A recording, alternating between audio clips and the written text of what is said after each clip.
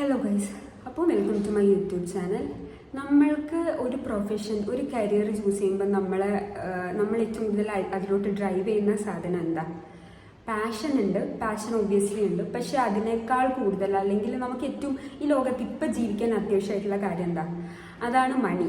എല്ലാവരും പറയും പൈസ ആവശ്യമില്ല, പൈസ അല്ല ലൈഫിലെല്ലാം. പക്ഷെ എന്തൊക്കെ പറഞ്ഞാലും പൈസ ലൈഫിലുണ്ടെങ്കിൽ കുറേയൊക്കെ നിങ്ങൾക്കും ഹാപ്പി ആവാൻ, നിങ്ങൾക്ക് നിങ്ങളുടെ ചുറ്റുമുള്ളവരെ ഹാപ്പി ആക്കാൻ പറ്റും.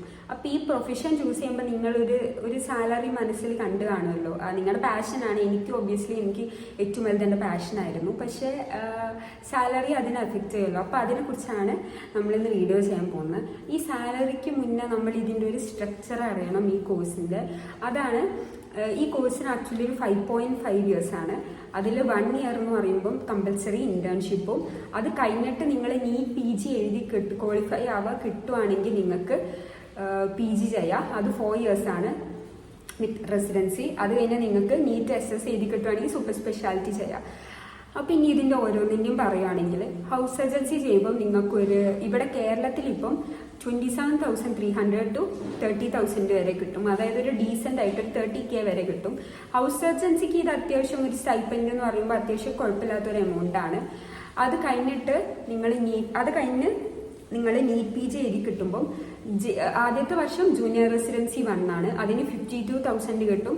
ജൂനിയർ റെസിഡൻസി 2ക്ക് നിങ്ങൾക്ക് 58,968 കിട്ടും. ജൂനിയർ റെസിഡൻസി 3ക്ക് നിങ്ങൾക്ക് 60,060 കിട്ടും. അപ്പം ഇതാണ് ഇങ്ങനെ വരുന്നത്. അത് കഴിഞ്ഞ് നിങ്ങൾക്ക് ഒരു വർഷത്തെ സീനിയർ റെസിഡൻസി ഉണ്ട്. അതിന് 70,000 ആണ് പെർ മന്ത് കിട്ടാൻ പോകുന്നത്. അത് കമ്പൽസറി ആണ്. നിങ്ങളിപ്പോൾ ഗവൺമെൻറ്റിൽ കിട്ടുവാണെങ്കിൽ പ്രൈവറ്റ് കിട്ടുവാണെങ്കിലൊക്കെ നിങ്ങൾക്ക് ഒരു 1 year സീനിയർ റെസിഡൻസി കമ്പൽസറി ആണ്. അത് കഴിഞ്ഞിട്ട് നിങ്ങൾക്കിപ്പോൾ നീറ്റ് SS എഴുതി കഴിയുമ്പോൾ നിങ്ങൾക്ക് കിട്ടാൻ പോകുന്നത് ഒരു 69,000 ആണ് ഫസ്റ്റ്. ജൂനിയർ റെസിഡൻസി കഴിഞ്ഞിട്ട് ഇത് നമ്മുടെ DM ചെയ്തുകൊണ്ടിരിക്കുമ്പോൾ ഫസ്റ്റ് ഇയറിൽ കിട്ടാൻ പോകുന്നത് 69,000, സെക്കൻഡ് ഇയറിൽ 71,000 ആൻഡ് തേർഡ് ഇയറിൽ 73,000. എന്നിട്ട് ആ 1 year കമ്പൽസറി ബോണ്ട് ചെയ്ത് നമ്മൾ വർക്ക് ചെയ്യുമ്പോൾ അവിടെ 76,000 ആണ് നമുക്ക് കിട്ടാൻ പോകുന്നത്. പിന്നെ ഇതൊക്കെ കഴിഞ്ഞിട്ടൊരു കാർഡിയോളജി അല്ലെങ്കിൽ neurologist, cardiologist, neuro surgeon, cardio surgeon starting തന്നെ 3 lakh മിനിമം നമുക്ക് ഇന്ത്യയിൽ കിട്ടും.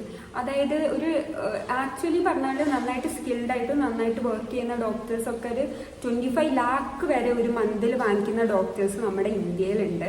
അപ്പോൾ ഈ പ്രൊഫഷൻ ഇങ്ങനെയൊക്കെ വാങ്ങിക്കുമ്പോൾ ഓക്കെ. പക്ഷേ എൻ്റെ ഒരു അഭിപ്രായത്തിൽ നമ്മുടെ സ്ലീപ്ലെസ് നൈറ്റ്സ്, നമ്മുടെ ഡെഡിക്കേഷൻ, അതൊക്കെ നോക്കുമ്പം നമ്മൾ കുറച്ച് അണ്ടർ പെയ്ഡ് ആയിട്ടുള്ളൊരു പ്രൊഫഷനാണെന്ന് അത് നമ്മൾ ഇതിലോട്ട് കയറി പഠിക്കുമ്പോഴേ നമുക്ക് മനസ്സിലാവും നമ്മൾ അണ്ടർ പെയ്ഡ് ആണെന്നുള്ളത്. അപ്പോൾ ഇന്നത്തെ വീഡിയോ ഇത്രയൊക്കെ ഉണ്ടായിരുന്നുള്ളൂ. നിങ്ങൾക്ക് ഇഷ്ടപ്പെട്ടെങ്കിൽ like, share and subscribe. Tata.